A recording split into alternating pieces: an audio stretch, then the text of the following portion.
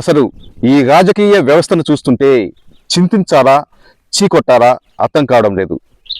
అసలు ఈ రాజకీయ రొచ్చు మనకు వద్దు, మన ఛానల్లో రాజకీయాల గురించి పోస్టులు పెట్టకూడదు అనుకున్నా, కానీ అప్పుడప్పుడు కొన్ని సంఘటనలు చూస్తుంటే తప్పేటుగా లేదు.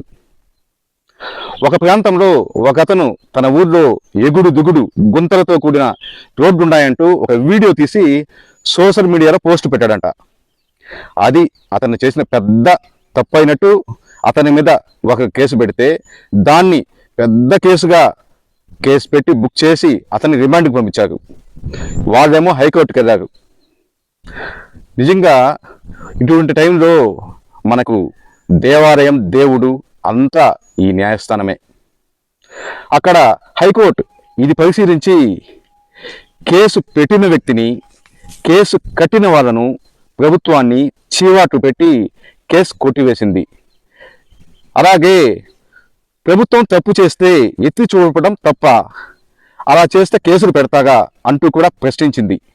నిజంగా మనం దోవలపోతూ ఉంటూ కనిపించే దేవాలయాలకు దండం పెడుతూ ఉంటాం. అది కాదు, మన న్యాయ వ్యవస్థకు, మన న్యాయస్థానాలకు ఒక బాధ్యత పౌరుడుగా మనం దండం పెట్టాలి.